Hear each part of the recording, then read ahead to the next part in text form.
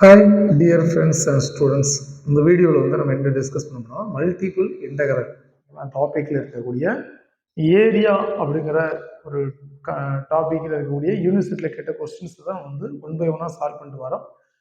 இப்படி பார்த்தீங்கன்னா நம்ம இது வரைக்கும் ஒரு 7 கிளாஸஸ் வந்து நம்ம வந்து கவர் பண்ணிட்டோம். ஓகே, 7 or 8 கிளாஸஸ் வரைக்கும் கவர் பண்ணிட்டோம்.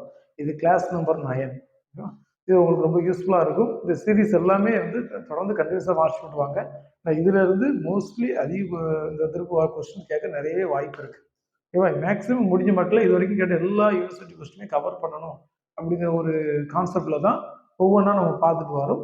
இந்த வீடியோலையும் ஒரு ப்ராப்ளத்தை நம்ம டிஸ்கஸ் பண்ண போகிறோம். ஒருவேளை 8 கிளாஸஸ் சரியாக பார்க்கல அப்படின்னா டிஸ்கிரிப்ஷனில் லிங்க் இருக்குது, பார்த்துக்கிடுங்க. ஒரு நோட்டு போட்டு அப்படியே கொஞ்சம் ஒர்க் அவுட் பண்ணிட்டே வாங்க, ரொம்ப யூஸ்ஃபுல்லாக இருக்கும். இப்போ இந்த வீடியோவில் நம்ம என்ன பார்க்க போகிறோம்னா, இதுலேயும் ஒரு ப்ராப்ளம் வரும். யூனிவர்சிட்டி கொஸ்டின் கேட்ட ப்ராப்ளம் சைடில் உங்களுக்கு ப்ராப்ளம் டிஸ்பிளே ஆகும், நல்லா பார்த்துக்கிடுங்க. 2 கர்வ்ஸ் கொடுத்துருக்குறாங்க. அந்த 2 கர்வ்ஸில் அதில் அடைப்படக்கூடிய find the area enclosed by ஏரியாவை நான் ஃபைண்ட் பண்ணுவேன். இது எப்படி ஃபைண்ட் பண்ணலாம்னு பார்ப்போம். ஃபஸ்ட்டு கொடுத்துருக்கிறது y = x². அதை நம்ம அடிச்சிடலாம். நம்பர் 1 எடுத்துக்கிட்டோம். அடுத்து கொடுத்துருக்கிற கர்வை வந்து 2ன்னு எடுத்துக்கிட்டோம். ஸோ இதை பார்த்தீங்கன்னா இது ஒரு பேரபோலா, இது பரவளையம். தமிழில் சொன்னால் பரவளையம், இங்கிலீஷில் பேரபோலா. ரைட். இப்போ கொடுத்துருக்கிற ஈக்குவேஷன் 2 நம்ம எப்படி எடுத்து எழுதலாம் அப்படின்னா, இருக்குல்ல y = x இந்த +2 அங்கே போயிருமா? அப்போ y = 2 - x. அதனால y வச்சுக்கிட்டு இந்த -2 அங்கே இருக்குன்னா +2 x தான் இருக்கு. இப்போ y = 2 - x. இதை எப்படி எடுத்து எழுதிக்கலாம் அப்படின்னா, 6 கூட கொடுக்கும் பக்கத்தில். இதை நினைச்சலாம் இப்படி நம்ம கொண்டு வந்து எழுதிக்கலாம், இப்படி எழுதிக்கலாம். இப்போ டயக்ராம் வரையும். ஃபர்ஸ்ட் அடுத்து டயக்ராம் வரையும் போது இந்த கவனமாக வரைங்க. பாயிண்ட்ஸ் எல்லாத்தையும் இதில் மார்க் பண்ணணும். எக்ஸ் ஆக்சிஸ், இது y ஆக்சிஸ். சரி, இது பாயிண்ட் 0. இது வேற பலம். y = x² வேற பலம் வந்து இப்படி இருக்கும்.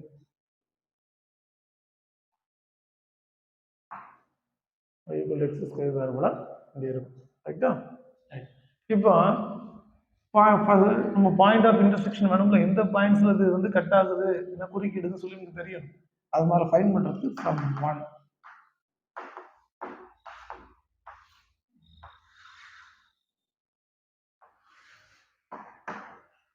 x y = x². y = x² -2 -1 நம்ம ரேண்டமாக சூஸ் பண்ணிக்கிடுவோம். 1 2 திரும்ப ரேண்டமாக தான் சூஸ் பண்ணுறோம். ஓகேவா? இப்போ -2 அப்ளை பண்ணால் இப்போ +4. அப்போ y = 4. ரைட். இங்கே நீங்கள் பார்த்தீங்கன்னா -1 அப்ளை பண்ணால் 1, 0 அப்ளை பண்ணால் 0, 1 அப்ளை பண்ணால் 1, 4. ரைட்டா? அடுத்து ஃப்ரம் 2. இங்கே என்ன பாயிண்ட்ஸ் அப்ளை பண்ணோமோ, x = என்ன பாயிண்ட்ஸ் எடுத்தோமோ அதே பாயிண்ட்ஸ் தான் இங்கே எழுதணும். பார்த்தீங்கன்னா இங்கே x, இங்கே y = 2 - x. -2 எடுத்தோம், -1 0 1 2. -2 அப்ளை பண்ணால் அப்போ ப்ளஸ் ஆகிடும். ப்ளஸ் ஆகி y = 4 கிடைக்கும். ஓகேவா? -1 அப்ளை பண்ணால் அப்போ 2 + 1 3 ஆகிடும். ஓகேவா? 0 அப்ளை பண்ணால் 2, 1 அப்ளை பண்ணால் 2 - 1 1. ஓகேவா? அடுத்து பார்த்தீங்கன்னா 2 அப்ளை பண்ணால் அந்த இடம் 0. ஸோ அப்போ எது சேமாக நமக்கு வந்திருக்கு? இதுவும் சேமாக இருக்கு. வேற எதெல்லாம் சேமாக இருக்கும்? 1 1 1. அப்போ இந்த 2 பாயிண்ட்ஸ்ல தான் அந்த கர்வும், அதாவது இந்த பேரபோலாவும் இந்த ஸ்ட்ரெயிட் லைன், இது ஒரு ஸ்ட்ரெயிட் லைன். y = 2 - x வந்து ஸ்ட்ரெயிட் லைன். அப்போ இந்த 2 லைனும் கட் ஆகக்கூடிய பாயிண்ட்ஸ் வந்து -2, 4, 1, 1. ஏன்னா சேமா இருக்கு. அப்போ the point of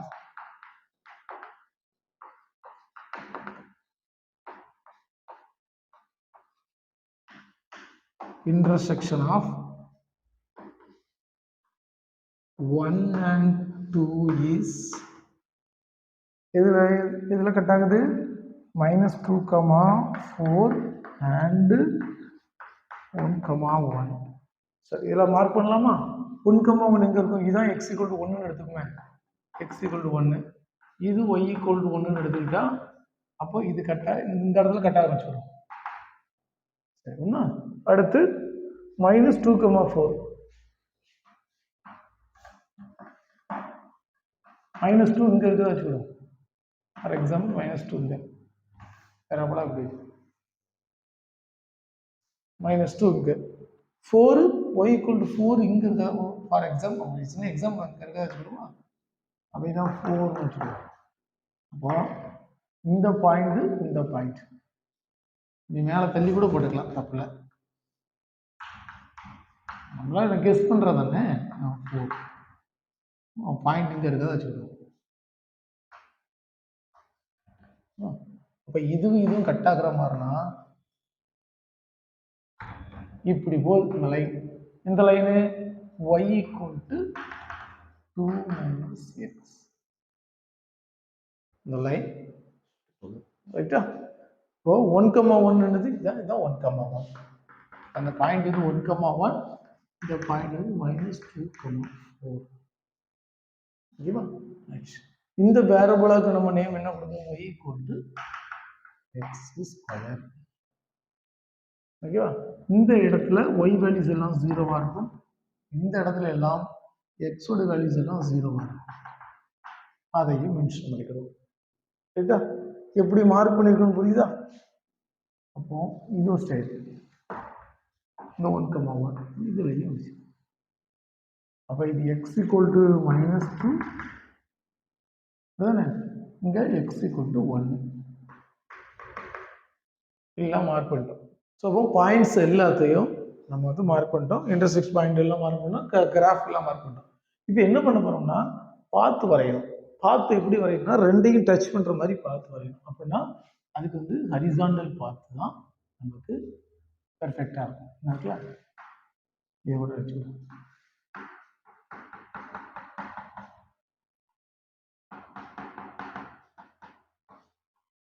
horizontal path.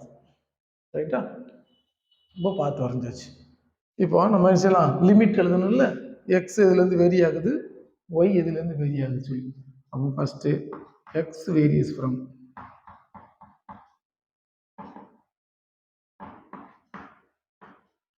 X என்ன எதுக்குள்ள அடைபடுது? எக்ஸ் ஈக்குவல் டு -2லேருந்து +1 வரைக்கும். அப்போ X equal to -2 to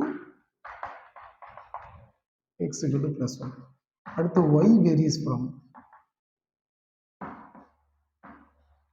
y எதுலேருந்து வேரி ஆகுது? y ஈக்குவல் டு இந்த இடத்துல இதுலேருந்து இது வரைக்கும் தானே. அப்போ இது y ஈக்குவல் டுனா x². x² 2. இது y ஈக்குவல் டு 2 - x தானே. அப்போ y ஈக்குவல் டு 2 - x. அதாவது லிமிட்னா அந்த எல்லை. அப்போ இதிலிருந்து இது வரையும் இதிலிருந்து இது வரைக்கும் அடைபடக்கூடிய பகுதி. அப்போ அந்த பாத் எதுக்குள்ள அடைபட்டுரும் அந்த இடத்துல கூட வச்சுக்கிட்டோம். ரைட்டா? இப்போ அடுத்து போட்டுக்கிடும். இங்க y equal to x² to y equal to 2 - x. இங்க -2 to 1 dy dx. இதுதான் என்னது? the required area equal to the required area. இதை இன்டகிரல் பண்ணி வர்ற வேல்யூ தான் நமக்கு ஏரியா வேல்யூ மதிப்பு. ஓகேவா? புரிஞ்சிருக்கும்னு நினைக்கிறேன். அடுத்த ஸ்டெப்பை நம்ம இந்த சைடு செய்யலாம். சரி, நெக்ஸ்ட் இது அப்படி நம்ம இங்கே எடுத்துக்கிடுவோம். ஓகேவா? Integral of -2 to 1. இப்போ dy இன்டகிரல் பண்ண என்னது? y தான். இப்போ y லிமிட்ஸ் என்னது? x² to 2 - x. 2 - x. இது x ஈக்குவல் கூட எழுதிக்கலாம், தப்பில்லை. எழுதினாலும் ஒன்று தான், எழுதாட்டாலும் ஒன்று. ஓகேவா? இப்போ இங்கே அடுத்த சிம்பிள் எழுதிக்கிட்டோம். இது dx. இப்போ -2 to +1. -2 to +1. Upper limit minus lower limit. 2 minus x square into dx. So next step minus 2 plus 1. இது bracket எடுத்து எழுதிடுமா? bracket எடுத்து எழுதிட்டா 2 minus x square into dx. இப்போ x பேஸ் பண்ணி நம்ம இன்டெகிரல் பண்ணும்போது bracket போட்டுருவோம். இங்கே x இல்லைன்னா 2x. இந்த x இன்டெகிரல் பண்ணால் பவரில் என்ன இருக்குது? 1 இருக்குது. அப்போ 1ஓட 1 ஆட் ஆகும், அதாவது டிவைட் பண்ணுவோம். அப்போ x ஸ்கொயர் பை 2. இங்கேயும் பவரில் 1 ஆட் பண்ணணும். ஆட் பண்ணால் 3x3. அதனால் டிவைட் பண்ணிடணும் பை 3. ஓகேவா? அப்போ -2 to +1. இதோட வேல்யூ வேணும்னு பார்க்கணும். 1 அப்ளை பண்ணும்போது 2 minus 1/2 minus 1/3. Lower limit -2 apply பண்ணும்போது இங்கே -4, இங்கே ஸ்கொயர் ஆயிருமா? ஸ்கொயர் ஆயிரும். இப்போ -4/2 -4/2 ஓகே, ஸ்கொயர் ஆயிரும். -4/2 இங்கே ஸ்கியூப் ஆயிரும். -8 வரும். பக்கத்தில் ஒரு மைனஸ் இருக்கனால +8/3.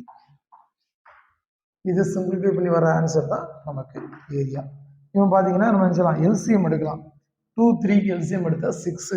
அப்போ இங்கே பை 1 தான் இருக்கும். மேலே 6 வரணும்னா 3ஆல் இங்கே 6ஆல் மல்டி பண்ணால் மேலேயும் 6ஆல் மல்டி பண்ணால் 6 தான் 12. இங்கே 3ஆல் மல்டி பண்ணீங்க, மேலே 3. இங்கே 2 மேலே போயிடும் 2. ஓகேவா?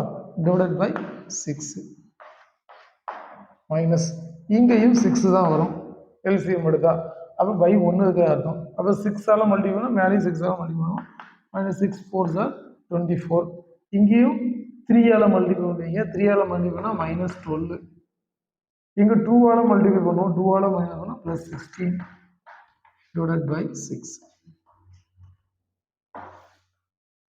சரி, இதை சிம்பிளிஃபை பண்ணால் 12 -3 -2 -5. அப்போ 12ல் 5 போனால் 7 ஈக்குவல் டு 7/6.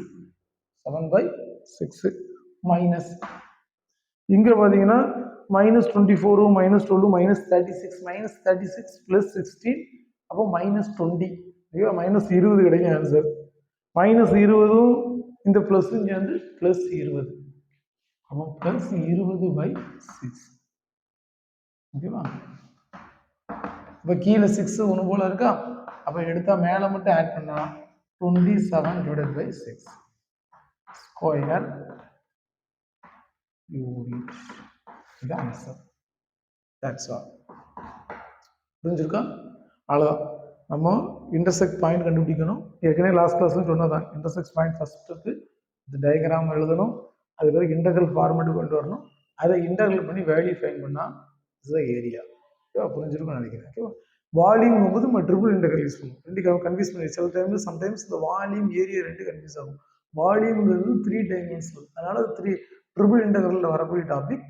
ஏரியாங்கிறது 2 டைமென்ஷனல், அதனால அது டபுள் இன்டெக்ரலில் வரக்கூடிய டாபிக். ஓகேவா? ரெண்டு கன்ஃபியூஸ் பண்ணியிருக்காங்க. ஸோ இன்னொரு கிளாஸில் இன்னொரு வீடியோவில் பார்க்கணும். தொடர்ந்து இந்த சீரீஸை ஃபாலோ பண்ணிட்டு வாங்க. உங்கள் ஃப்ரெண்ட்ஸுக்கு ஷேர் பண்ணுங்கள், லைக் பண்ணுங்கள், சப்ஸ்கிரைப் பண்ணுங்கள். ஓகேவா? வரக்கூடிய எக்ஸாம்பிள் பாஸ் பண்ணுங்கள். All the best. Thank you for வாட்சிங்.